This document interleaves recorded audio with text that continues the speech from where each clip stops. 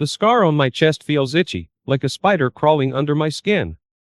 I drag my fingers across it, the raised line a cruel reminder. Then I remember why it's there. A single tear rolls down my cheek and I brush it away angrily. No more crying. It doesn't solve anything. I stand up, feeling dizzy for a moment, but my headache won't keep me down. There's laundry to do, always laundry. I throw open the closet and grab his suit jacket, ready to toss it in the basket. Something falls out of the pocket, crinkled and half-hidden. My fingers tremble a bit as I pick it up. A condom wrapper. My pulse quickens. But it could be old, right? I know I should just throw it away and forget about it, but the smell. That damn cheap perfume gives me a headache. It's the same one as last time. And the time before that. His excuses are starting to blur together. Late night at the office. Gotta go, urgent business trip. Liar. He'll be home soon, and I need to know, honey. My voice is shaky as I hold up the wrapper. What the hell is this? He stares, eyes wide for a second before his face twists into annoyance. Don't start this again. That's probably from ages ago. You're always snooping. His words sting. Ages ago? It smells fresh, Tom. And what about last week? Remember your business trip? I just got the text message from that fancy restaurant you guys went to. Real professional dinner you had there. His mouth sets in a hard line and he storms past me, knocking my shoulder. Jesus. You're so paranoid. Grow up and stop imagining things. He slams the door behind him and I'm left standing there, the wrapper crumpled in my fist. A week later, it's not my imagination playing tricks on me. The doctor's voice is muffled, like there's cotton in my ears. Breast cancer. Stage 2. It's treatable, but I don't hear the rest. I see Tom's face, the flash of. Is that disgust? Am I imagining that too? No. His shoulders stiffen, his eyes look away like he can't even bear to look at me. The world keeps moving. Appointments get made, procedures are scheduled. His concern feels like an act. Can't miss another day of work. He mutters when they explain I'll need a double mastectomy. He barely touches me afterward, the sight of my body now repulsive to him.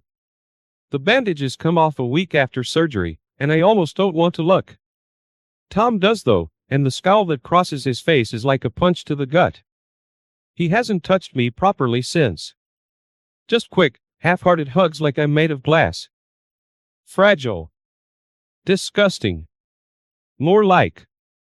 My hair's falling out in clumps. I decided to just go ahead and shave it. Feels weird, the razor buzzing against my scalp.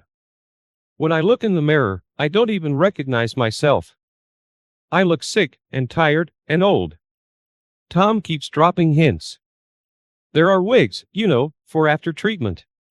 He makes it sound like wearing a wig would somehow make me normal again. He's been extra grumpy. Slamming doors, mumbling to himself all the time. I get it, the whole thing's been hard. But the way he calls me, patient, instead of my name, it makes my skin crawl. Then last night, I was finally falling asleep and I reached for him like I used to, just wanting a little warmth. He flinched, scooting away and mumbling something about not wanting to wake me up. Lies. It hurt so damn much in that moment, more than the chemo or the surgery or anything. Support group was my saving grace. The women there understood. Some of them bold too, some had their scars like me. But Fran, she was different. There was a spark in her eyes, like she was alive, not just surviving. She made me laugh in a way I forgot how. We started meeting for coffee after group, then going for walks. One time, she brought me those fancy chocolates from the shop downtown. It felt like I was a real person again, not just a cancer patient. My life was this narrow little tunnel, treatments, feeling sick, worrying about the kids, and Fran made it feel wide open somehow. Then Tom's dad died. Suddenly, I'm packing his bags, taking care of the kids alone. I had chemo the day of the funeral, not that he cared. He just yelled at me for being selfish, that I was ruining things for everyone. Honestly, part of me was relieved I didn't have to go. The chemo made me feel like crap, and I knew I'd be dragging my feet, being a downer at the funeral. He didn't deserve to have his perfect little family picture ruined by me. The hospital smells like bleach and stale coffee. I wish I'd brought a book or something, but that last chemo session left my brain feeling like mush. The chair's too hard, the drink too slow. It all feels like some kind of twisted torture they save for sick women. That's when I see her. Fran. Standing there at the doorway, a bright scarf wrapped around her head. She smiles, and it's like a wave of relief washes over me. I hadn't dared to ask her to come, but she's here anyway. Hey, she says, don't look so gloomy. I come prepared. She flashes a magazine and a bag of snacks at me. Even through the haze, I manage a shaky laugh. Those next few hours are a blur. Fran sits by my side the whole time, chatting about mindless stuff to take my mind off the needle and the poison they're pumping into me. I close my eyes at one point, just to rest them, and she doesn't even take it as a hint to leave like everyone else would.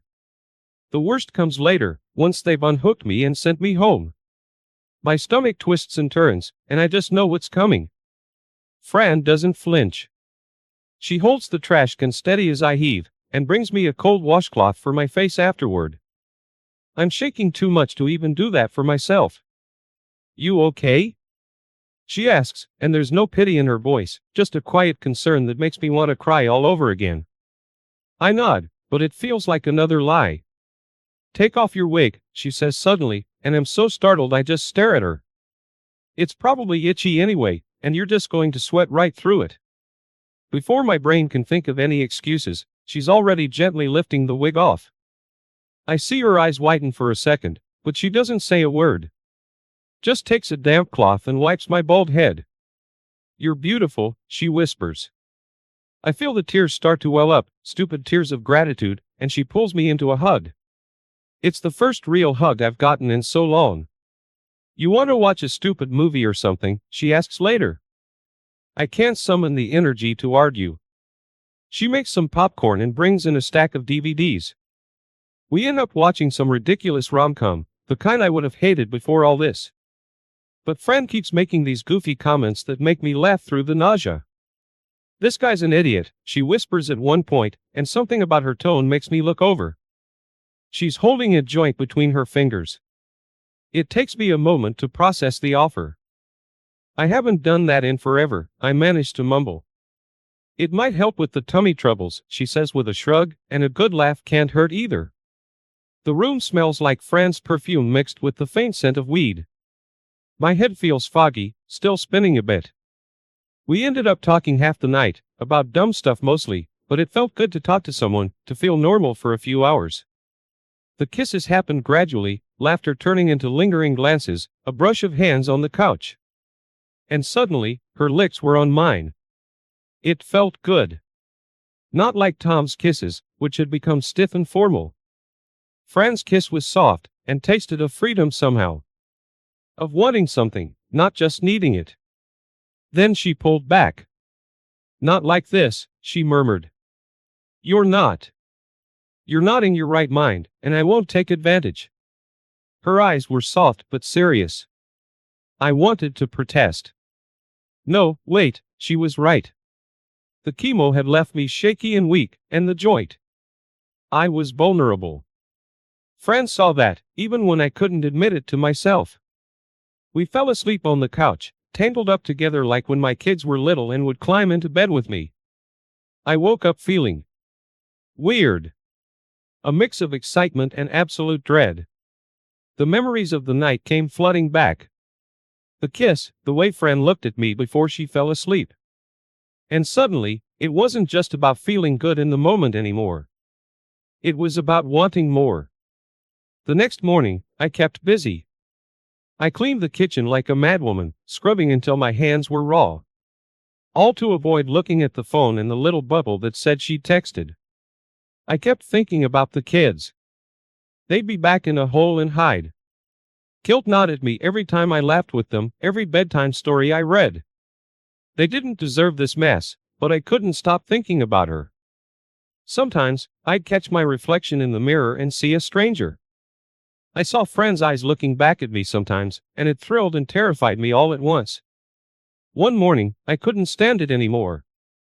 I texted her, the words spilling out of me like a confession. I'm sorry. I know I shouldn't have. It was a mistake, but I trailed off, not sure how to finish the thought. I needed to see her, but I knew I shouldn't. I knew nothing good could come of it. Every time my phone buzzes, it feels like a jolt of electricity. It's always Fran, checking up, leaving sweet little messages like nothing happened. At first, I read them. Then, I just started swiping the notifications away without opening them. It felt like a form of self-preservation. The kids are finally back. They run to me, full of chattering questions about Papa's funeral. Every enthusiastic hug feels like another betrayal, like there's a space growing between us that I created.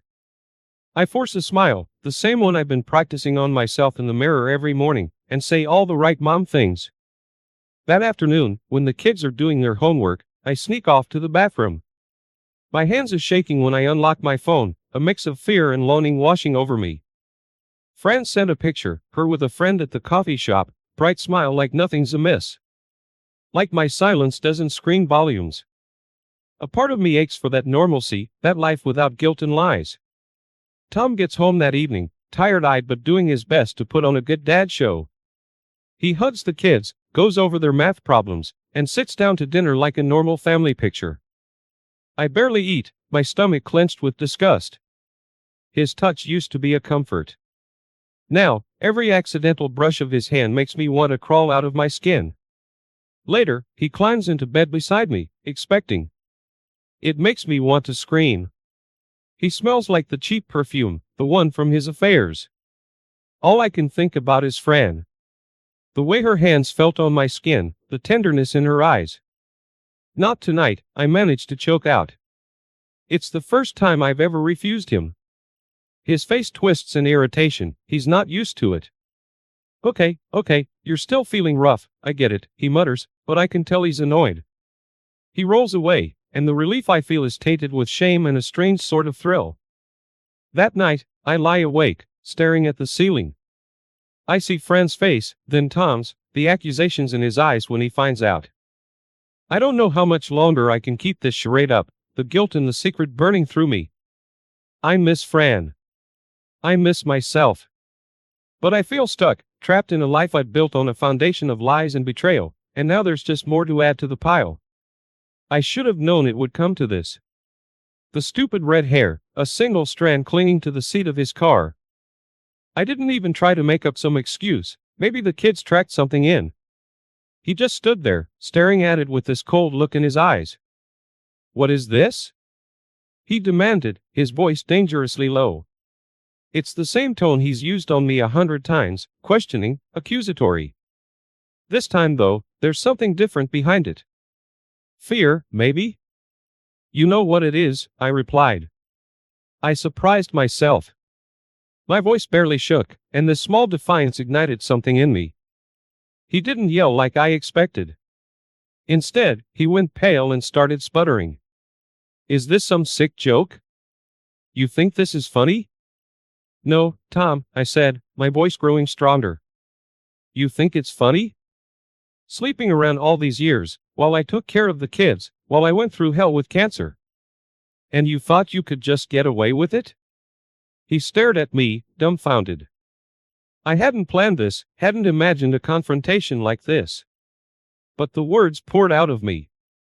I told him everything. About finding the rappers, about the texts, and about how his touch repulsed me after I saw the way he looked at other women. His face twisted into a mixture of shock and rage. He started shouting, denying the affairs at first, then blaming me. Look at yourself. With your bald head and those awful scars, you think I want that?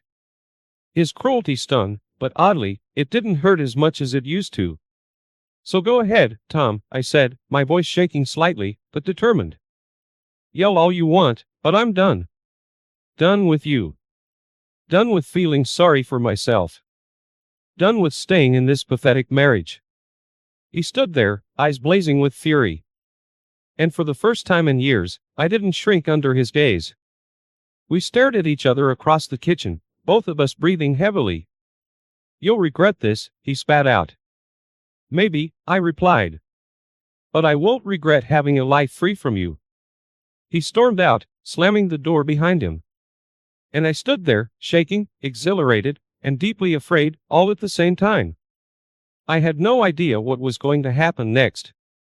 But I'd finally taken a stand, and it felt both terrifying and liberating in a way I hadn't experienced in years. Support group meetings used to be unbearable. I'd sit there feeling like an imposter, with my fake smile plastered on. Now, with Fran beside me, it was different.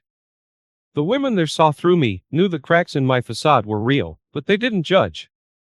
It felt like a lifeline in those early weeks. Fran and I, it was undefined. We'd go for long walks, coffee dates that stretched into evenings, movies on the couch with our knees pressed together. She felt like the first real friend I'd had in ages, someone who knew my ugliest parts and didn't turn away. Sometimes we'd talk for hours about my marriage, how it had crumbled. Other days, we wouldn't mention Tom at all. I'd start opening up about other stuff, the kids, surviving cancer, dreams I'd tucked away long ago. There were moments, on my worst days, where I'd crave more than friendship. Aching, desperate moments when I just wanted to sink into her touch and forget all about the mess I'd made of my life. But Fran never crossed that line. I don't know if it was out of respect for me, or something else, but it kept things safe in a way that I probably needed. My energy came in bursts. Some days, I'd clean the house with a ferocity that hadn't existed for years, a need to purge the past from every corner. Others, I'd just curl up in bed, drained, staring at the ceiling. Fran was there during both, offering a helping hand or giving quiet company. One afternoon, she handed me an old notebook. "You were always such a writer," she said with a gentle smile. "Thought maybe this could help." Something inside me flickered. I started with little things, just jotting down what I felt each day. Then, I found myself writing about Tom, about the lies, the betrayal, the moments I'd shrunk myself down just to make him comfortable. Putting my thoughts into words felt like setting them free. Fran listened as I read parts aloud, eyes burning with tears I was too proud to let fall. Sometimes, she'd just nod, offering a gentle squeeze of my hand. My lawyer called. Tom was playing dirty, the fight over assets getting uglier. "He'll give in," she assured me. "We just need to be relentless." After the call, a wave of fury washed over me. I sat at my computer and a blog idea started brewing. I could share my story, not just the cancer part, but the whole messy truth. A way to help others, to take back power over my own life, to show him. Well, to show him it wouldn't destroy me. My kids looked at me like I was a stranger. They'd spent the summer with Tom, and he'd been busy filling their heads with his version of the truth, how I was the one who tore the family apart, how I'd abandoned them. Their eyes would fill with this strange mix of pity and resentment. It cut deeper than any of Tom's insults. Fran tried to help. "They're kids," she'd say. "They're hurting too, just in a different way." I knew she was right, but my heart would ache, feeling this distance between myself and the children I carried. It was almost a relief when they'd go back to stay with their dad. The blog was gaining traction. My words resonated with people, mostly women. Messages poured in from strangers thanking me for speaking my truth, for helping them feel less alone. I felt a surge of bitter satisfaction knowing Tom had probably seen it, evidence of my life continuing without him, stronger for it. Then, one afternoon, my phone rang. It was my daughter. Her voice was small, younger than it should have been. "Mom, can we talk?" That night, we sat on her bed. I laid it all out. The affairs, the way he'd made me feel, the reasons why I couldn't stay. She listened, tears streaming down her face. "Why didn't you say anything before?" she asked. Her question felt like an accusation. I was scared, I confessed, and ashamed. "I wanted to protect you." We talked until the birds started chirping outside. It wasn't a clean, perfect reconciliation. The hurt was still there. But a sliver of understanding appeared, something we could build on. One day, my lawyer called. "We got it," she said. "He finally caved. It's a fair settlement." She rattled off figures that meant nothing to me, only that the financial stranglehold he'd been using was gone. I finally confronted Tom face to face. It wasn't the dramatic showdown I'd imagined in my embryo moments. Instead, there was a cold sort of calm as I laid out everything. The way he'd underestimated me, the power shift I now held. There was a defeated look in his eyes, a realization that the game was over. The day I sold the house, it felt like shedding an old skin. Fran offered to drive me to the airport. "France?" she suggested with a hopeful grin. "Or maybe somewhere warmer?" I kissed her cheek. "Maybe later," I said, but I wasn't sure. Right now, all I needed was space, a fresh start somewhere far away. I began looking at apartments online, picturing smaller, brighter spaces, filled with books I'd finally have time to read, hobbies I could do just for the joy of it. For the first time in forever, the choices were all mine. The new city held a certain promise. Sea air and bustling cafes replaced the sameness of suburbia. My apartment was small, but the window seat was perfect for reading and watching the world go by. The loneliness was a new kind, intentional. Mornings were spent walking along the shoreline, giving my thoughts room to breathe. Some days, the past still weighed heavy, but more often, I'd find myself musing about what to do next. Volunteering at the animal shelter filled those empty spaces. A trembling kitten in my arms felt more fulfilling than anything in ages. Fran texted often. I missed her, but a space was necessary, a chance to find myself outside of others. The blog remained my focus. I interviewed other survivors, amplifying their voices. A comment stood out. "You give me the voice I didn't know I had." It fueled me. An email arrived, an invitation to speak at a women's conference. Me? Public speaking? My first instinct was pure